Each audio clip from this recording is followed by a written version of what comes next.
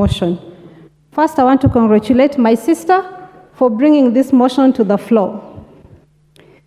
We thank Almighty God for the families that lost their beloved ones, for giving them strength, and we ask Allah to give them more and more strength. Mr. Speaker, the plight of our soldiers is not just, as much as I support the motion, it is not just about giving them the protocol they deserve. They deserve respect. Respect starts from the highest office to the smallest office. And without being referred to as politics or politician, I think we owe Kenyans and most General Ogolla in his death an apology.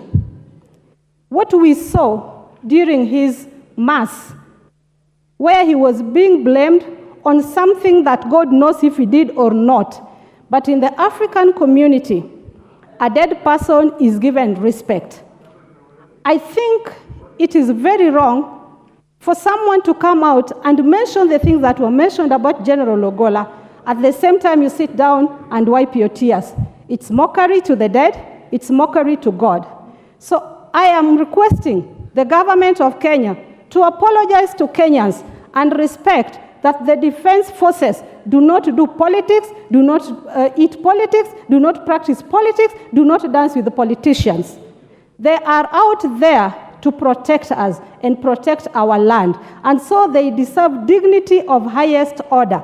On behalf of Kenyan government, as the woman representative of Migori County, I apologize to Kenyans and the family of General Ogolla. The Christians who worshipped with him said he was a man of integrity, a man who valued his job more than anything else, and you can see in his lifestyle how much he valued his country.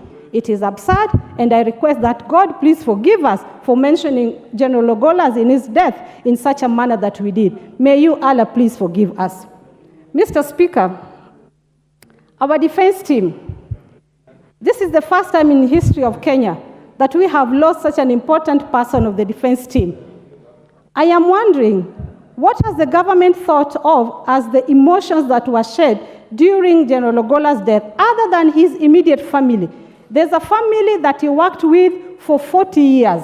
And in particular, I saw a lady who wept with a lot of pain. I don't know how close she was to her boss, but I'm imagining how many of them were weeping inside. How many of them were praying that I wish our general lived. I'm requesting the government to offer emotional support to the defense team, especially those who are seen on screen crying bitterly and sadly about the loss of the general. So please let us support them emotionally. If we leave them like this, that is a very sensitive area, and knowing that he has lived there for 40 years with them, just leaving them there. What is out of order, Honorable Ruku? Mr. Speaker, I think it's not appropriate for the honourable member to bring in a lady who was mourning and trying to cast aspersions that this lady was extremely close to the general in a manner she would want to know. Please, it is important to leave the family of the late Ogolla to mourn in peace. Thank you. It is unfortunate. Thank you. For the honor. That will pass. Go ahead. Mr. Speaker, I would like to repeat that because he has commented about it. It might go out in the wrong way. Please give me the honor to do so. My dear brother, Mheshimiwa, I meant that was his staff. That was a junior, and they had a relationship at work. And the way the lady was weeping, she deserves to be supported emotionally. And not only her, there were also men in uniform who were weeping, and they deserve to be helped emotionally. Please don't bring petty issues into a major issue like this. Be sensitive enough yourself and use the right words when I'm using the right words. I am pissed off with that statement because I'm a Muslim woman and I know how much we respect our fellow women. That is insensitive of you. Thank you, Mr. Speaker. This is your chance to contribute on this particular motion. Thank you, Honorable Speaker, for this opportunity. I want to, first of all, congratulate Honorable Ida for this motion. It's a very timely motion. when this nation is going through some challenges as far as the security of our nation is concerned. Mr. Speaker, motivation within the military service, and not only military service, but also within the security sector is extremely important. How do we ensure the motivation in the military is achieved? One, the former General Torje came up with very, very key rules which are still guiding military up to date, so that military can be motivated, and that was to ensure when the army as a force is the CDF this year for the period of 4 years, then the next is rotational. We can go to Navy, we can go to Air Force. This is to increase the motivation within the military service. Mr. Speaker, this motion is also to ensure that the military is able to conduct its mandate, constitutional mandate, to defend this nation from external aggression or even internal aggression in the most appropriate and effective manner. Therefore, it is important to support this, Mr. Speaker. I happen to be in late Ogolla's burial in Siaya. I attended the send-off, and it was a very dark day. And it's not only, it was not only the dark day for the people of Siaya, but also to all the family members who lost their loved ones in that crash. And they come from different parts of this country. Mr. Speaker, it is important we have improvement of military equipment, not only the arsenals of the military, but also the day-to-day equipment which they use, whether it is aircraft, whether it is the vehicles which they use.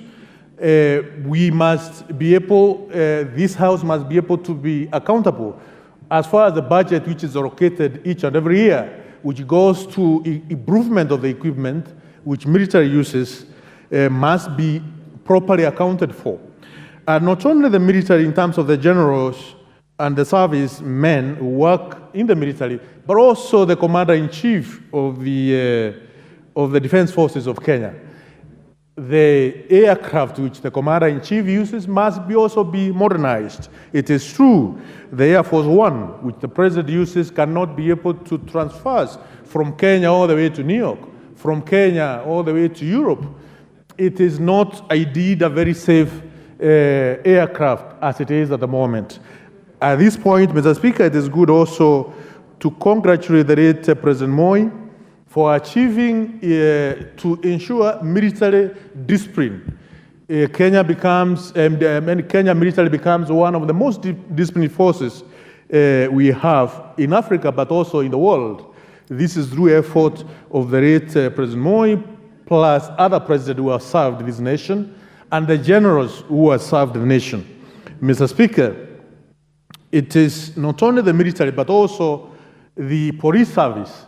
It also requires ring fencing its budget so that the budget can be able to be used properly, because we are having quite a number of challenges as far as police service of this nation is concerned.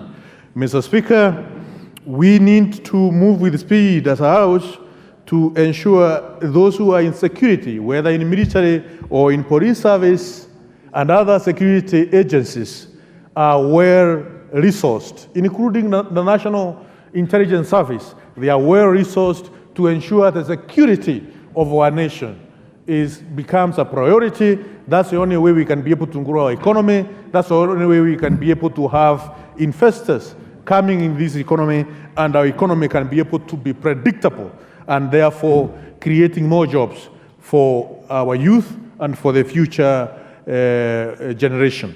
Mr. Speaker, I thank you for the opportunity. This chance goes to the member for Narok North.